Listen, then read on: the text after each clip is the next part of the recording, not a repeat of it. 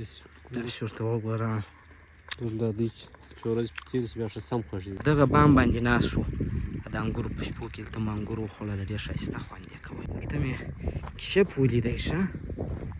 دا یم په دې شپو کې فکر کوم راوځي ځان یې واچوی ښه د ځان دفاع شروع کړه وینې دې ټول راته راغلل. څه وایاست څه شي دی څه شي غواړې شی نسته راسره ښه پروړم ورته پروت دی دا د کلي دغه یو ځان ته خوند کوي سکون پکښې کي د لمر نظارې ته وګورئ.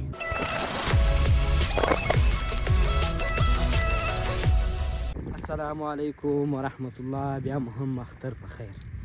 نو تر اوسه زابل مرکز کلات دا ساحه چې ده د کاکړانو په نامه یادېږي کاکړان ورته وایي. نو دا زابل مرکز کلات ته نږدې داسې په یو 3-4 کیلومترۍ کې پروت دی د راډه پر غاړه باندې. داسې ورته وګورئ دا هغه د کابل کندهار عمومي سړک دی. نو داسې 9-10 بجې دي راوتلي یو موږ یو ګړی به شاوخوا وګرځېږو. نو اختر خو دغه اختر یې چې ترا په ترا ووځي او طبیعت دې برابر وي. راځئ شاوخوا ګرځو راده وخوا کې مې وکېږو خوراک میوې شی خو نشته نو دغسې به وګرځېږو. شته کوک به کلکي کوک به کلکي ماما دغه یې مه کوه راکه هغه د ماما اوف او څه موسم یې دی رښتیا هم داسې ورته وګوره دا څه شي دی زردالو دي ماما خواږه زردالو دي او چې دی دا یو زما د خوښو د شیانو څه دي پکښې والې زما سخته خوښ دونه به ما وخوړل زه پر ناجوړه شوم اکثره وخت. نو بیا د مالګې سره دا ډېر خوند کوي هسې لکه الوچه داسې ده خوندور شي. دا بیا د خوږو زردالو دي بیخي ښه خوند کوي او داسې موسم یې دی دغه وخت دی چې لږ نور وخت پرې تېر شي بیا کلک شي بیا بیخي سړی ناجوړه کوي. اول باید پرېولل شي دا بیا نه سړی نه ناجوړه کوي پر دې به دوا نه وي شیندلې ما څه به راوشکو او بیا وخورو. داسې ورته وګوره دا دوی چې څو ورځې په تېرې شي بیا ښه سم خوږېږي. هغه اوله وارې ما فکر وکړی ما چې ول بادام دی ځکه زابل کې ډېره برخه بادام هم کري نو هغه وایي یا دا ګیلاس دی نو ماشاءالله ګل یې کړی دی دغه دا پسرلی دی داسې موسم دی دلته اوبه هم بهیږي در ومې ښودې مخکې دغه خو نو کشمشخانه ده موټر مو هلته ودروئ غواړو چې داسې لاندې د رادو خواته شوسو دا ترنک رود دی دغه نور دا فکر کومه زردالو دي که څه شي دي دا زردالو دي زردالو درخت دی دا د په وخت کې موږ راغلي وو دلته ډېر ښه انګور وو په دې ځای کې اوس نو انګور نسته لاندې وو دا له تاکان لا کشنې دي ډېر ښایسته خوندور ځای دی. اوس نو اختر او سارا په دې خوند کوي چې راووځي ښه د طبیعت برابر وي پاکه صفا هوا تنفس کوي او فکر کوم د ګرمۍ اوبه دي اخواته بیا سولر ورته ایښي زمینه کاږي. پر دغه بام باندې ناست وو د انګورو په شپو کې دلته مو انګور وخوړله ډېر ښایسته خوند یې کوی. ماښام وو داسې یخه هوا وله اسمان اوس هم ځای ځای وریځ دی د باران اټکل شته. دلته مې کشپ ولیدی ښه دا یم په دې شپو کې فکر کوم راوځي الله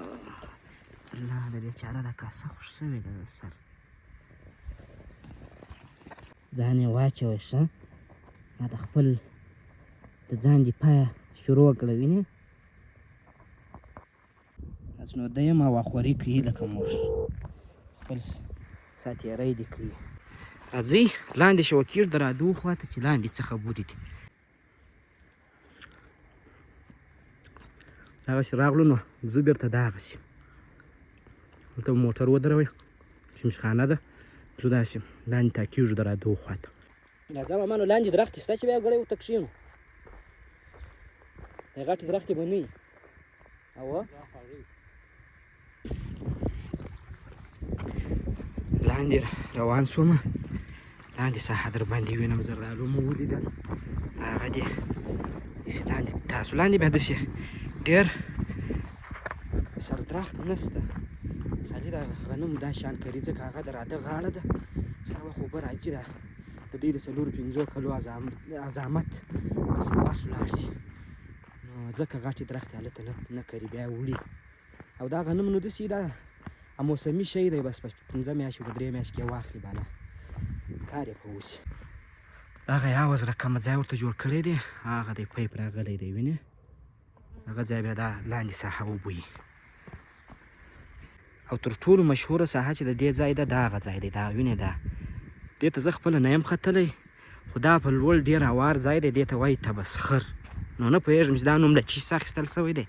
خو دا د تبسخر په نامه دی او دا به هغه د پخوا جنګو په وخت کې وایي دلته مجاهدین ختله دلته به پټ ول دا ډېر انګور دي ښه نو چې په سیزن کې راشي بیا ډېر خوند کوي ما د ډېرو ځایو انګور کتلي دي د شمالي انګور مې کتلي دي د کندهار د پنجوایي د دې ټولو ولسوالیو انګور مې کتلي دي خو د زابل په رقم انګور بل ځای نشته ما نه دي خوړلي د زابل په رقم انګور د زابل انګور چې دي د دې پوست ډېر نری دی داسې دي لکه اوبه چې خوري او ډېر خواږه دي هېڅ په سریر نه غمیږي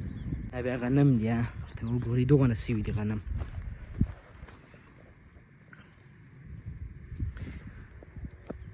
بیخي غټه ټوټه غنم یې کرلي دي نو لاندې راتاسو بیخي ډېره کوکې وخواړو ښه مالګه ورته پیدا کړله ښه خوند یې ونه کوي ډېر مو وخوړله خوند یې په دې وکړي چې مالګه ورسره پیدا شوه ده دا هغه بیا انځر دي کوچني دغه دې کړي دي وینې شمله مې کې بنده شو دې خواته بیا دا داسې د بزګر کور رقمه دی نه دی ښه چمنی هم شته د کور مخ ته د هغه دلته بټۍ هم شته نو دا بټۍ اوس فکر کوم فلج ده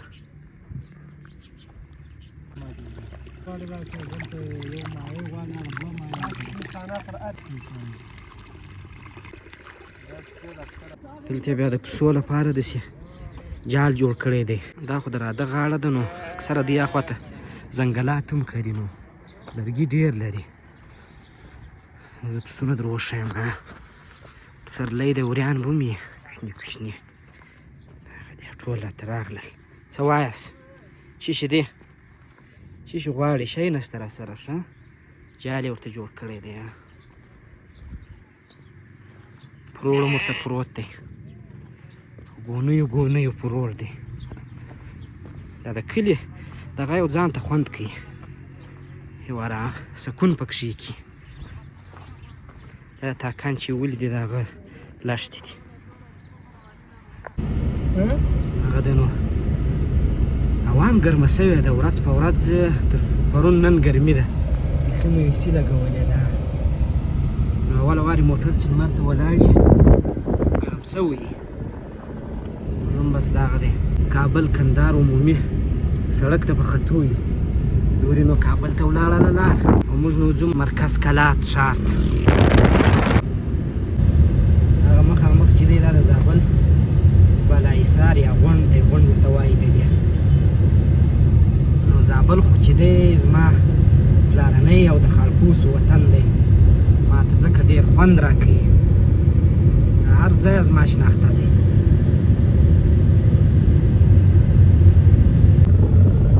ښایسته باغونه لري نږدې ښار یې خړ دی خو شاوخوا یې بېرته ډېر ښایسته کلي دي دغسې پسې ځه ولسوالیانې دي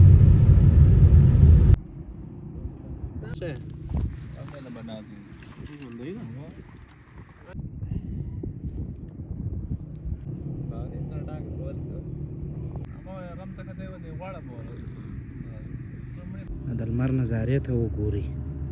بس نیم لوېدلی دی نیم پاته دی نو دا باغه چې راغلو غرمه مو ډوډۍ وخوړه نو مېلمانه ډېر ول نو بیا مې یو ګړی ارام وکړ نو مازدیګر شو تقریبا دغه دی لمر په لوېدو دی نو راجماعت یې را په یاد کړي